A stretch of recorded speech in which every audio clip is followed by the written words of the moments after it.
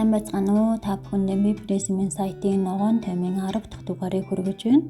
Бид ногоон таймаараа тухайн 7 хоногт байгаль орчин, доктортой хөгжил, ногоон хөгжлийн салбар дөрвөн онцлог үйл явдлуудыг таймлан хүргэдэг. Таймын эхэнд ногоон мэдээ хүргэе. Мазаалай баавгайд сансрын тохиолдол бүхий хүзвч зүүсэн байна. Тодорхойлбол 4-р сарын 14-ний мегмар гарагт говийн их тархан цацд газрын А хэсэгт хамаардаг баруун тооройн баян бүрдэд 150 кг жинтэй мазаалай баавгайг барьж сансрын тохиолдол бүхий хүзвч зөөж эд болон усны дээжийг судалгаанд ашиглахаар авсан байна.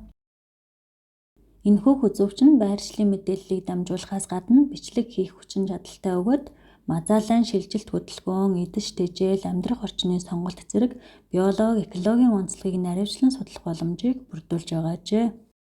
Ерөнхийлөгчийн санаачлалаар хэрэгжүүлж буй мазаалай баавгайг хамгаалах цогц ажлын хүрээнд байгаль орчин уур амьсгалын өөрчлөлтийн яам, Монголын ховор амьтан ургамал хамгаалах мазаалай нийгэмлэг, хүрээлэн төслийн гэрэл зурагч Өвөө Ганбаяр болон говийн их тархан цацд газрын А хэсгийн хамгаалтын захиргаа хамтран уг ажлыг хийж гүйцэтгэсэн байна.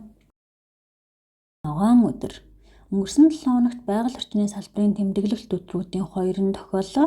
За 4-р сарын 13-нд олон улсын ургамалд талархах өдөр тохиолсон. Энэхүү өдөр бол амьдралыг хүчил төрөгчөөр тэтгэгч ургамлын байгальд үүрэг, ашиг тусыг ойлгож таниулах, хайрлан хамгаалах, нүхэн сэргийхэд анхаарах зорилгоор тэмдэглэдэг. Америкийн нэгдсэн улсын цэцэрлэгчдийн холбооны санаачлагаар 2018 оноос энэ өдрийг эхлүүлсэн. Аливаа ургамал нь хүмүүст, амьтдад, амьтаа оршихуй бүхэнд амьсгалах цэвэр агаарыг өгч, халуунд сүудэр, хүдэнд нөмөр, өнгө гэрэл, тайвшрал, өөдрөг сэтгэл, баяр баясгалан бэлэглэж байдаг. Мөн хурд үндсийг шингээж, усны урсцыг зохицуулж, хөрсний чигийг хадгалж, хөрсний илэгдлийг бууруулдаг. Харин жил бүрийн 4-р сарын 15-нд дэлхийд даяар байгаль орчны мэргэжилтнүүдийн өдрийг тэмдэглэдэг. 2020 онд олон улсын нөлөөллийн үнэлгээний холбоо болон байгаль орчны мэргэжилтнүүдийн үндэсний холбооноос хамтран энэхүү өдрийг санаачилж ирсэн байна. Энэхүү өдөр байгаль орчин, экосистем, нийгэм, олон нийтийн доктортой хөгжилд хувь нэмрээ оруулж, ихэнхдээ хөшигний цаана ажиллаж байдаг эрдэмтэн судлаач, байгаль орчны мэргэжилтнүүдийн ажил үргээ хүмүүст онцлон таниулах, тэдний үйл ажиллагааг үнэлэх, тэдэнд талархлаа илэрхийлэх зорилгоор энэхүү өдрийг зохион байгуулдаг байна. Ногоон гэрэл зурагтай халах голын шувгийн нэртэй зургийг онцолж байна. Монгол улсын зүүн хязгаар Дорнод аймгийн халах гол сумын нутгаар урсаж буй халах голын шувгийн өвлийн үзмжийг энэхүү зурагт буулгасан байна. Монгол орны зүүн хэсэг бүгд найрамд Хятад ард улсын өвөр Монголын ертөнц орны зүүн хойд хэсгээр урсдаг. Их хянганы нуруунаас их авч Хөлөн буур хотын нутгаар урсаад Монгол улсын нутаг дэвсгэр рүү орж ирэн Дорнод аймгийн халах гол сумын нутгаар тахиралдан урссаар буур нуур руу очиж цутагдаг. Энэхүү гайхамшигтай байгалийн цохилтолгойтой гол байдаг. Халах гол бол ус, ой, нуг цохилтсон байгалийн ховор цогц экосистем. Бургас улаас хус сөөг зэрэг ургамал голын эргийн чиглэг бүсэд ургаж бургасан шугыг бүрдүүлдэг. Энэхүү шугуй усны системийг тогтворжуулж, голын эргийг эвдэрлээс хамгаалж, үерийн усны хүчийг сааруулж, газар доорх усны нөөцийг нэмж, усны чанарыг шүүж, усны болон ус таасан олон амьтад амьдралыг тэтгэж хамгаалж байдаг лээ. Ногоон дэлхийн хэсэгтээ Их Британи улсад хийсэн нэгэн судалгааны үр дүн хуваалцаж байна. Тус улсын эрвээхэн зүйлийг сүүлийн 50 жилийн хугацаанд судалсан үр дүнг танилцуулахад 1976 оноос хойш нийт 59 зүйлийн эрвээхэн 33 буюу талаас илүү хувь нь цөөрсөн гэж Их Британи эрвээхэн хяналтын хөтөлбөрөөс мэдээлсэн байна. Энэхүү хөтөлбөрийг Wrexham хотод төвтэй Butterfly Conservation байгууллага болон түүний түншүүд хэрэгжүүлж 50 жилийн хугацаанд сайн дурынхны оролцоотойгоор 44 сая гаруй бүртгэлийг цуглуулсан байна. Эрвээхэн зүйл цөөрсөн шалтгааныг амьдрах орчны доройтол, бохирдол, уур амьсгалын өөрчлөлт гэж мэргэжилтнүүд үзжээ. Профессор Ричард Фокс эдгээр тоо үзүүлэлт нь орчин үеийн Их Британи ландшафтад ямар төрлийн зэрлэг амьтан амьд үлдэх боломжтойг тодорхой харуулж байна.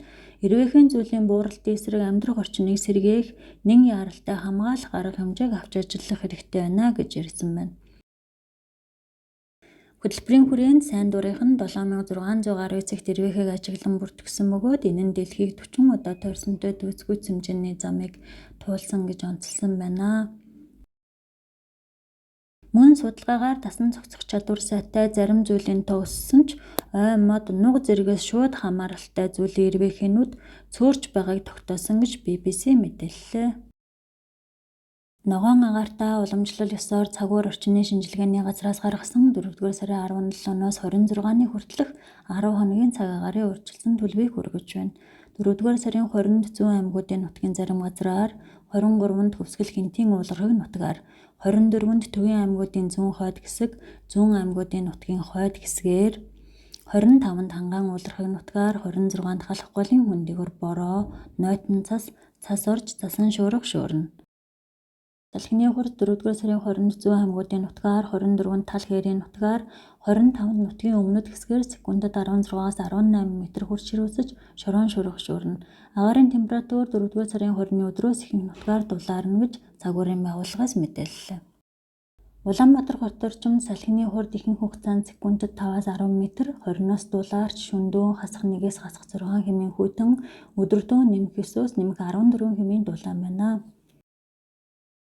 Ингээд та бүхэндээ би Пресс-ийн сайтынхаа ногоон таймын 10 дахь дугаарыг сонсдог хэлбэрээр хүргэлээ. Та эдгээр мэдээллийг би Пресс-ийн сайт болон би Пресс Монгол Facebook хуудасаас унших боломжтой. Мөн байгаль орчин тогтвортой хөгжлийн талаарх мэдээ, тайм, өгүүлэл, ярилцлага, сурвалжлага зэргийг тогтмол сонсохыг хүсвэл манай сувгийг дагаж шинэ дугааруудыг хүлээн авч байгаарай. Дараа 7 хоногт ногоон таймаараа дахин уулзъя. Баярлалаа, баяртай.